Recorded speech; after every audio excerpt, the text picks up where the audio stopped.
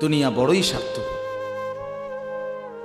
এটা রাক্ষস, শুধু গিলে খায়, তৃপ্ত হয় না, তৃপ্ত হয়। সেদিন আমি এক কুটিপতির বাড়িতে গেছি, অনেক বড় সম্পদশালীর বাড়িতে গিয়া তার বাসায় বাথরুমে গেছি। দেখি যে বাথরুমের যে দরজার যে সিটকারি লাগায়, তো সিটকারিটা আছে, কিন্তু সিটকারিটা যেটার মধ্যে লাগায় ছোট্ট বল্টু একটা, এটার মধ্যে লাগায় যেটার মধ্যে আরে এটা নাই। এবারে লাভ হলো কি, এটা কিদের মধ্যে লাগা, কথা বুঝছেন না আপনি? লকটার এই ছোট ইয়াটা যেটার মধ্যে লাগায় আর এটা নাই। তা না, আমি বের হয়ে বললাম, হা ভাইয়া, এরই নাম দুনিয়া। দুনিয়া এমন একটা না একটা থেকেই যায়, সব চাহিদা সব প্রয়োজন পূরণ হয় না, পূরণ হয়। আপনার লাশ যেদিন জানাজা হবে, সেদিনও আপনার ঘরের হাজারো প্রয়োজন বাকি থেকে যায়, বাকি থেকে। পৃথিবী হাসবে ঠিকই, সিএনজিও চলবে, অটোও চলবে, সূর্যও ডুববে, চাঁদও উঠবে, রাতও শেষ হবে, দিনও আসবে, কেউ থামবে না আপনার জন্য। আপনি শুধু চলে যাবেন একা কবর, কেউ থামবে না। এরে বাপ, কেউ থামবে না। ছেলেরা আজকে বন্ধুর পাল্লায় পড়ে নষ্ট হয়ে যাচ্ছে। আহ, সমবয়সী বন্ধু তোমার উলঙ্গ ছবি দেখায়া, নর্তকী দেখায়া শেষ করে দিল, তুমি বুঝলা না। সমান সমান বন্ধু একসাথে তোমার জুয়ার আড্ডায়, মদের আড্ডায়, নারীর আড্ডায়, আহ, আফসোসের ব্যাপার। ভাবতেই শিখে না একজন মানুষ সুস্থ স্বাভাবিক, একজন সতেজ সবল মানুষ, সে কেমনে এত বোকা, নিজেকে ধ্বংস করে। আমি যখন এখন এই মাত্র যে দিদা আসতেছিলাম গাড়ি দিয়া, একটা ছেলে প্রতিবন্ধী, ছোট একদম প্রতিবন্ধী, সে দাঁড়াইয়া রয়েছে মাঝখানে, মানে গাড়ির হর্নও বোঝে না, কিছুই বোঝে না সে। পরে আরেকটা ছেলে ধরে তারে এক পাশ করে দেওয়াতে তারপরে আমার গাড়িটা আসছে এই এখানে। এখন এই ছেলেটা তো অবুঝ হইতে পারে, এই ছেলেটা তো প্রতিবন্ধী, সে তার ভালো মন্দ বুঝে না। কিন্তু তুমি ছেলে সুস্থ সবল স্বাভাবিক যুবক, তুমি কেমনে নিজের ভালোটা বুঝো না? তুমি কেমনে নিজের ভালোটা বুঝো না বলে?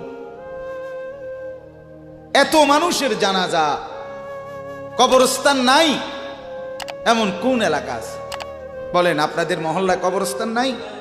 আপনারা কোনোদিন জানাজা পড়েন নাই? আপনারা লাশ দেখেন নাই?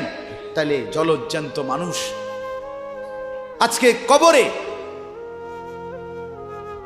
জনাব হযরত মাওলানা আব্দুল বারী সাহেব, আমার তো পুরা মনে আছে, কত সময় আমার সাথে, কতদিন বয়ান একসাথে দেখছি, বসছি, কথা বলছি। কোথায় হারিয়ে গেল? কোথায় চলে গেলেন? এইভাবে পরিচিত চেনা মানুষগুলো প্রতিদিন হারিয়ে যায়, কবরে চলে যায়। এরপরও কি আমার কলিজার ভিতরে একবারও এই ওই ছেলে, বয় বেটা, আহাম্মক কোথাকার বেটা, জিন্দেগিটাই ছবি, জীবনটাই ছবি, একেবারে যেটা পাও। আজ মুসলমানের যুবকের কথা হইল, বেঈমান ইহুদি আর কাফেররা আমাদেরকে এরকম ফাঁদে ফেলাইছে যে যা কিছু আছে 24 ঘন্টা মুসলমানের ছেলে মেয়ের হাতে মোবাইল তুলে দিছে, যেটা ফাও শুধু ছবি উড়াই আমগো কাছে পাঠায়। এটা কুত্তা হোক, বিলাই হোক, শুকর হোক, মানুষ হোক, গরু হোক, ছাগল হোক, হুজুর হোক, পাবলিক হোক, বেড়া হোক, বেড়ি হোক, জোয়ান হোক, বুড়া হোক, যেটা পাও যা শুধু ছবি উড়া। জিন্দেগির কাজে একটা, আহ, হায় হায় বাপ, তোমরা বুঝো না, বেঈমান তোমাদেরকে বেঁধে ফেলছে, আষ্টে পৃষ্ঠে বেঁধে ফেলছে, গিলে খাচ্ছে, গিলে। একটা সেকেন্ড সিদ্ধান্ত বেঈমানের যে মুসলমানের একটা নড়াচড়া তারা তাদের আড়াল হইতে দিবেন। কারণ এই মোবাইল, এই ইন্টারনেট এই সব কিছু আমরা যাই ছবি উঠাই করি তাদের হাতে, তাদের কাছে এটার মূল নিয়ন্ত্রণ। তারা দেখে মুসলমানের যুবকদের হালাত কি, চরিত্রের অবস্থা কি, যুবতীদের হালাত কি। যুবতী তার রাত গভীরে অশ্লীল দৃশ্য পুরুষকে দেখায়, যুবক তার রাত গভীরে অশ্লীল কথা, জঘন্য কথা ভিন মেয়ের সাথে বলে। আহা, বেঈমান তখন হাসে, কাফের বেঈমানরা তখন হাসে যে হ্যাঁ দেখছো মুসলমানের অধপতন, মুসলমানের সন্তানের নোংরামি, মুসলমানের সন্তানের অসভ্যতা, এটা তারা হিসাব রাখে। এজন্য ভাইয়া জীবনের কদর করেন। একজন হলে একজনই বোঝেন, দুইজন হলে দুইজনই বোঝেন। বাবাদেরকেও বলি, আমার ছেলেদেরকেও বলি, সবাইকে বলি, বাপ জিন্দেগির কদর করেন। এই বলতেছিলাম, এটা আমাদের হায়াত, এটা আমাদের জীবনের সবচেয়ে বড় সম্পদ। এই সময়টা, এই হায়াতটা, আমার জীবন, আমার হায়াত, এটাই আমার সময়, এটাই আমার জীবন। যেটা ঘন্টা, মিনিট, সেকেন্ড, এটাই আমার জিন্দিগি। যেটা জিন্দিগি, এটাই ঘন্টা, মিনিট, সেকেন্ড।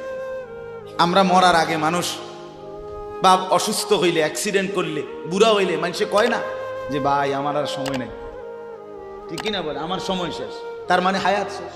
তাহলে বোঝা গেল যেটা হায়াত এটাই সময়, যেটা সময় এটাই কি বলেন না, হায়াত। হায়াত, হায়াত। কদর করেন, কদর করেন। ও ভাই, ওই লাল গেঞ্জি, তুমি উঠা কথা বলো, তুমি বাহিরে গিয়ে কথা বলো, যাও। কাফেল কোথাকার, হে নগদ বুঝায়, হে অনেক বুঝাইতে আছে, বুঝতে কি কইছে তুমি শোনো মিয়া, বললাম না তুমি আলাদা শোনো। আমি এ ব্যাপারে কঠোর। 10 মিনিটের জন্য যদি বলি, আমার জিন্দিগির সিদ্ধান্ত, গাফেলকে বলবো না, অমনোযোগীকে বলবো না, এটা আমার জিন্দিগির ফয়সালা ইনশাআল্লাহ। সমবয়সী বরবাদ করে দিচ্ছে ছেলেদের কাছে, এক সময় না ভালো হতে দিচ্ছে না।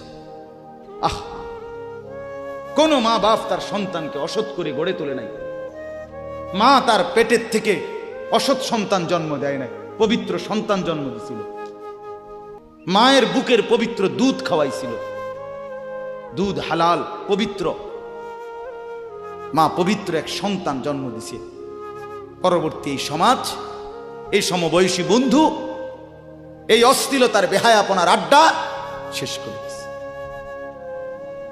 শেষ করে দিছে। চল কোথায়, ওইখানে দেখছি 2টা মেয়ে হাঁটতেছে, চল পিছে পিছে হাঁটি। চল কোথায়, ওইখানে চল একটু আড্ডা দিয়ে আসি। শেষ। 3টা বাজে বের হইছে, রাত 10টা বাজে ফিরছে। 7 ঘন্টা সমবয়সী 7-8 জন ছেলে একসাথে ঘুরলা, অথচ তোমার লগের এই 6 জন বন্ধু একবারও বলল না যে আসরের নামাজ পড়তি না, মাগরিব পড়বা না, এশার নামাজ পড়বা না। 7 ঘন্টায় যেই বন্ধুরা একবারও তোমারে 1 ওয়াক্ত নামাজের কথা বলে নাই, বিশ্বাস করো ছেলেরা, এটা বন্ধু না, এটা শয়তান ছাড়া আর কিচ্ছু না। এটা ইবলিস বেটা, এটা শয়তান, এটা তোরে শেষ করে দিবে। তোর আখেরাত তো শেষ করবে, তোর দুনিয়া তোরে অকর্মণ্য অপদার্থ বানাইয়া, একটা আকামলা বানাইয়া ছেড়ে দিবে। শেষ পর্যন্ত এক বদনা আলগি দিতে আর হেত্র বলতে হয় না। তার মা যদি বলে 1 জগ পানি দাও, পাইতাম না। তার বাপেরে যদি বলে যে তার বাপের লেগে বাজারে এ বাড়িকে বইরা কত বাদগুন দিয়ে আইও, পাইতাম না। কি পারতি না কেন? ভাল লাগে না। আহা, গুনাহ, অশ্লীলতা, বেহায়াপনা, উলঙ্গপনা শেষ পর্যন্ত এরকম অপদার্থ বানায়, অকর্মণ্য বানিয়ে দেয়। হযরত আব্দুল্লাহ ইবনে আব্বাস রাদিয়াল্লাহু তাআলা আনহু বলেন, প্রত্যেকটা গুনাহ মানুষকে দুর্বল করে দেয়, আপনি যতবার নারী দেখবেন ভিন নারী, খোদার কসম আপনার শক্তি সামর্থ্য দুর্বল হবে। জিনা, ব্যভিচার, মদ, জুয়া, সুদ, ঘুষ, অশ্লীল দৃশ্য, নাচ গান আপনাকে দুর্বল বানাবে। সাওয়াদান ফিল ওয়াজহ, চেহারা কালো করে দিবে। জুলমাতান ফিল কলব, অন্তর অন্ধকার করে দেবে। ওয়াহানান ফিল বাদান, শরীর দুর্বল করে দিবে। দাইকান ফির রিজক, রিজিক সংকীর্ণ করে দিবে। বুগদাতান ফি কুলুবিল খালক, মানুষের চোখে ঘৃণিত বানায় দিবে। এই 5টা ক্ষতি। প্রত্যেক গুনাহ কয়টা ক্ষতি করে? চেহারা কালো বানায়, অন্তর অন্ধকার বানায়, শরীর দুর্বল করে, রিজিক সংকুচিত করে, কমিয়ে দেয়, মানুষের চোখে ঘৃণা তৈরি। ঘৃণা তৈরি। আপনি দুইটা ছেলে একসাথে মনে করেন বিড়ি খায়, সিগারেট খায়, গাঁজা খায়, একসাথে হেরা 24 ঘন্টা চলে, একসাথে মোবাইলে ছবি দেখে, নাচ দেখে, ভিডিও দেখে, অশ্লীল। এরকম দুইজনের আলগা করে একজনের জিগান তোর লগের হেতে কেমন, হেতে কি করবো? উনি জোনায়েদ বাগদাদি। কথা বলেন না কেন? হে বলবো এটা নাকি? সে বলবো যে অসভ্য। তাইলে কি বুঝা গেল? আপন যার লগে চলছিলা তুমি, হেইতেও তো তোমারে অসভ্য কর। অসভ্যকে অসভ্যও অসভ্য বলে, সভ্যরাও অসভ্য। এই কথাটা জরুরি। দুশ্চরিত্রকে, মন্দকে মন্দ লোকেও মন্দ বলে, ভালো লোকেও কি বলে? মন্দ। নেককার এর উল্টাটা।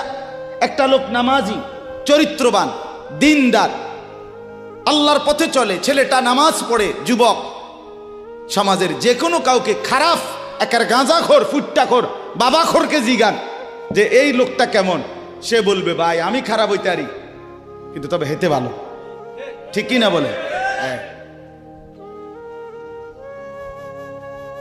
এজন্য প্রিয় বন্ধু, আবারও বলছি, বাপ জিন্দিগি নষ্ট করেন, হায়াতের কদর করেন, জীবনের কদর করেন, জীবন সুন্দর করেন।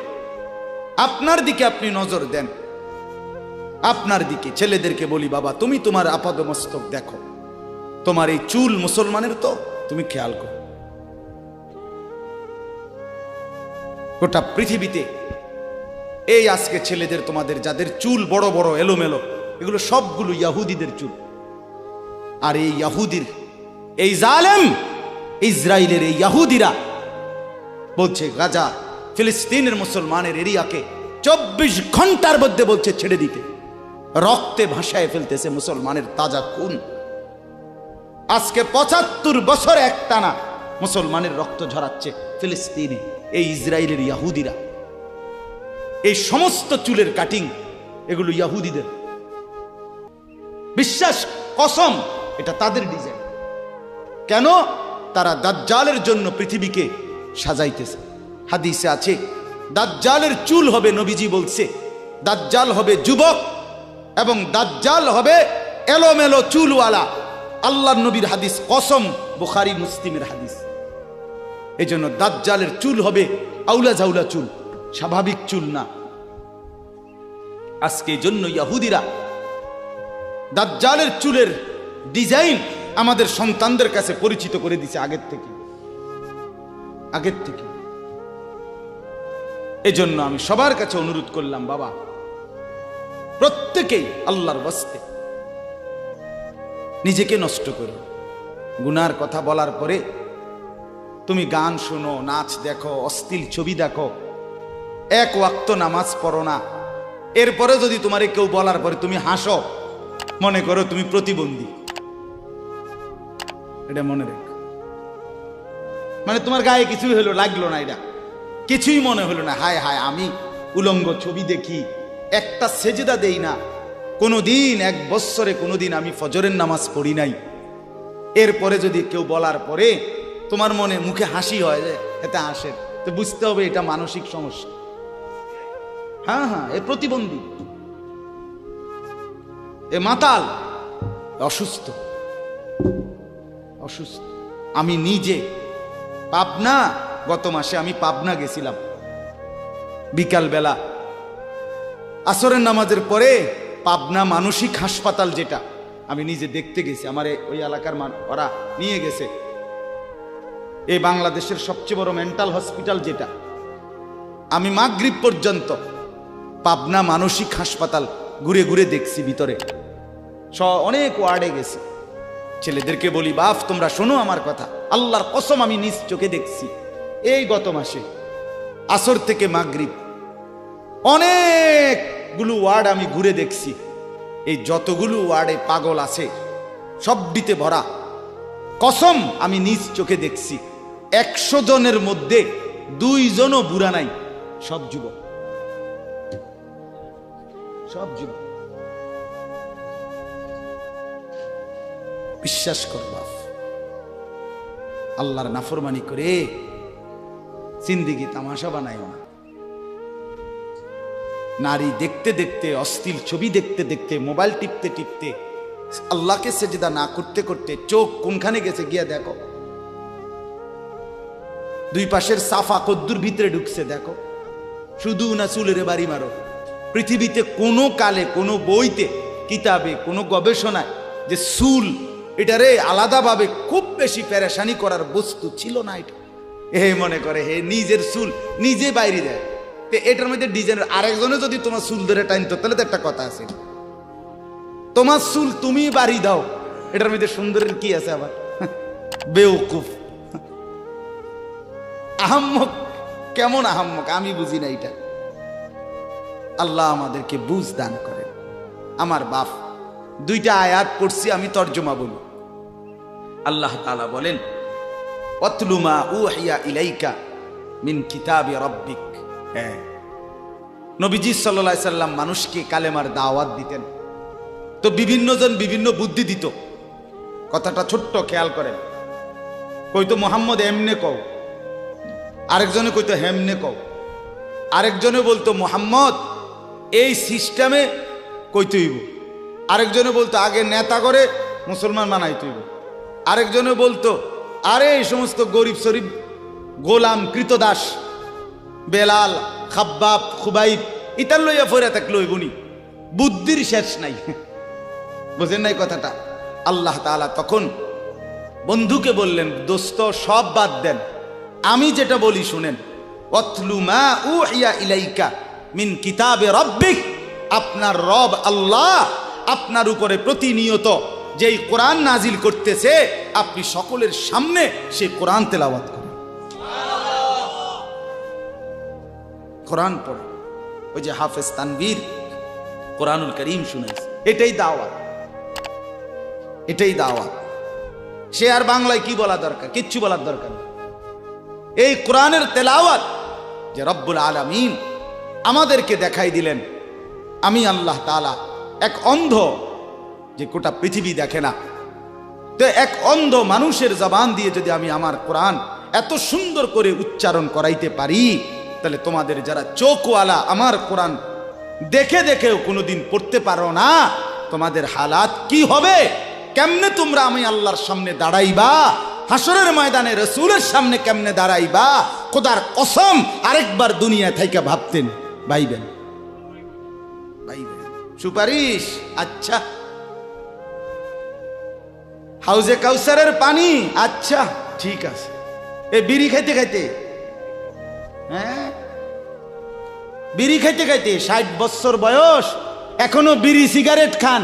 এ বিড়ি খাইতে খাইতে আপনি গিয়া নবীজির থেকে হাউজে কাউসারের পানি লইয়া লাইবেন আর নবীজি দিয়া লাইবেন। আচ্ছা ঠিক আছে কাকা, আগান না, অসুবিধা কি? চা দোকানে নর্তকীর নাচ দেখেন, চা দোকানে বইয়া বইয়া টেলিভিশন দেখেন, আর বিড়ি খান। আমনে নবীজির সুপারিশ নিবেন, হাউজে কাউসারের পানি নিবেন। নবীজি বিষয়টা আমনেরে এত সহজ করে বলে দিয়ে গেছে না? কথা বলেন না কেন? নবীজি এ কথা বলছে, উম্মত চুরি ডাকাইতি জিনা ব্যভিচার মদ জুয়া নাচ গান টেলিভিশন নাটক সিনেমা বিড়ি সিগারেট তুমি সব করতে থাকো, তোমার জিডা মনে কয়টা করো, হাসরের ময়দানে শুধু আমার দ্বারে আইও, আমি বেহেশতে ফাটাই দিমু। এটাই তো সুপারিশ না? তো আমনে ঘটনা কি, কাহিনীটা কি? তাইলে কি বুঝে বিড়ি খান? কি বুঝে সিগারেট খান, কোন বুঝে দাড়ি কাটেন, কোন বুঝে টেলিভিশনে নর্তকীর নাচ দেখেন। আজ 20 বছর ধরে যার ঘরে রঙিন টেলিভিশন চলে, নাচ গান সিনেমা নাটক নর্তকীর ছবি, আমনের বউ বাচ্চা বছরের পর বছর আমনের ঘরে বইয়া সোফাত বইয়া বইয়া টেলিভিশনে নাচ গান দেখে, আমনে মরতেন না? আমনের বউ বাচ্চা মরতো না? আমনে আল্লাহর সামনে দাঁড়াইতেন না? না? আচ্ছা ঠিক আছে কাকা, বাতে তো খান নাকি? খান, খাইতে থাকেন, খাইতে থাকেন। দুনিয়া ভোগ করতেছেন বলে আখেরাতকে বরাবর মনে করছেন নাকি? দুনিয়া, আমি দুনিয়া তো বালাই চলতে আছি, বউ বাচ্চা লইয়া, 2 ফুট লইয়া, 3 ফুট বিদেশ, 2 ফুট বিদেশ, টাকা ফাটায় বাজার সদাই করে খুব খাইতেছেন। আরে দুনিয়া তো আল্লাহ কাফেরকেও খাওয়ায়, খাওয়ায় কিনা বলেন? দুনিয়া আল্লাহ বেঈমানকেও খাওয়ায় কিনা বলেন? দুনিয়া আল্লাহ তাআলা কুকুর বিড়ালকে খাওয়ায় কিনা বলেন? দুনিয়া আল্লাহ চতুষ্পদ জন্তুকে খাওয়ায় কিনা বলেন? তো আপনারে বাদ্দুকে খাওয়াইতে অসুবিধা কি? কিন্তু দেখার বিষয় তো হলো আখেরাত মিলবে কিনা, জান্নাত মিলবে কিনা, এটা না দেখার বিষয়।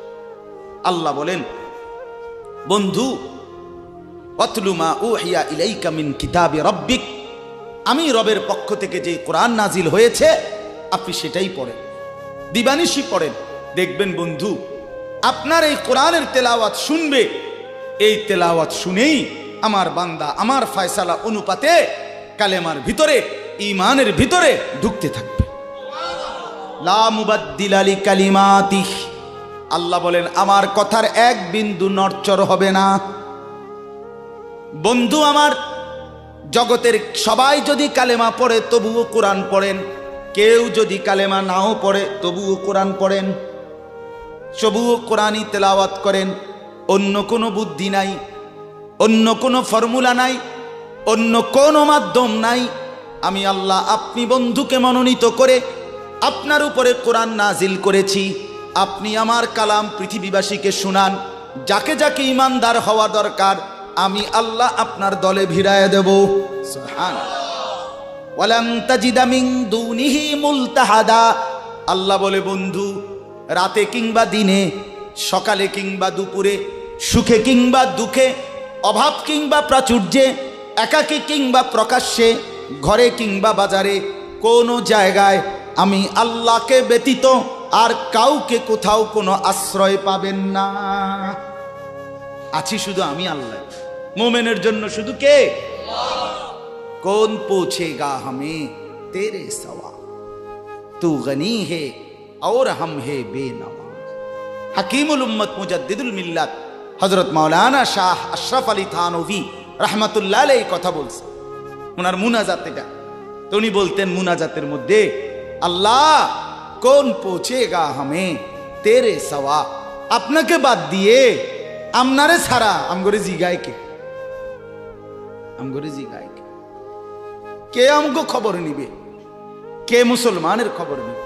মুমিনের সহায় শুধুই কে?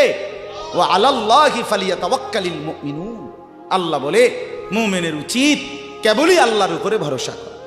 কার উপরে ভরসা করা? হ্যাঁ। এরপরে দ্বিতীয় আয়াত শুনেন তর্জমা, তাইরই কথা শেষ। ওই যে তারা বলছে নেতাদের পিছনে দৌড়ান, পয়সাওয়ালার পিছনে দৌড়ান, সর্দারের পিছনে দৌড়ান, এগুলারে আপনার পক্ষে নিতে পারলে আপনার ইসলামের কাজ সহজ হবে। আল্লাহ বলে বন্ধু সব বাদ দিয়া আমার কথা শুনেন। এক, সবার জন্য কোরআন তেলাওয়াত শুনান, কোরআন পড়েন, এলো এক। দুই, ওয়াসবির নাফসাকা মাআল্লাযীনা ইয়াদউনা রাব্বাহুম বিল গাদাতি ওয়াল আশিয়্যি ইউরিদুনা ওয়াজহাহু। আর আল্লাহ বলে বন্ধু সকাল সন্ধ্যা দিবা নিশি আমার সন্তুষ্টির জন্য যারা আমাকে ডাকে, সেজদা করে, গোলামি করে, বন্দিগি করে, আপনি কেবল আপনাকে তাদের সাথেই মিলাইয়া রাখেন। এবার গরিব না ধনী, সম্পদওয়ালা না সম্পদশালী, সুস্থ না দুর্বল, কিচ্ছু দেখেন না, সেজদা করে যে তাকে সঙ্গী বানান, তার সঙ্গী থাকে। আমাকে যে ডাকে, আমার গোলামি যে করে, ও এতেরে লইলে ভালো হইব, হেতেরে লইলে ভালো হইব, ইতান থৌনাম আপনি লইবেন কারে? আমারে ডাকে যায়। কথা বুঝছেন না? সে একদমই দুর্বল হোক। এরপরে আল্লাহ বলেন ওয়ালা তাদু আইনাকা আনহুম তুরিদু জিনাতাল হায়াতিদ দুনিয়া। বড় নেতা, বড় মালওয়ালা, বড় সর্দার, বড় ক্ষমতাওয়ালা, বড় পয়সাওয়ালা, তারে লইলে দুনিয়ায় খুব ঠাটবাট দেখা যাবে, শান শৌকত দেখা যাবে। এই লোভে, এই আশায়, এই ইচ্ছায় আপনি এই দুনিয়াদারদের দিকে ফিরাও চাইয়েন না। আল্লাহ নিষেধ করছে, ফিরাও তাকাইয়েন না। ওয়ালা তুতি' মান আগফালনা কলবাহু আন যিকরিনা ওয়াত্তাবা হাওয়াহু ওয়া কানা আমরুহু ফুরুতা। আল্লাহ বলে তিনটা ত্রুটি যার, তার সাথে কখনোই চলবেন না। এক, যার অন্তর আমার স্মরণ, আমার জিকির, আমার বন্দিগি থেকে খালি। দুই, যে সব কাজে নিজের মন মতো চলে। তিন, যে গুনাহ এবং নাফরমানির ক্ষেত্রে সীমা লঙ্ঘন করে।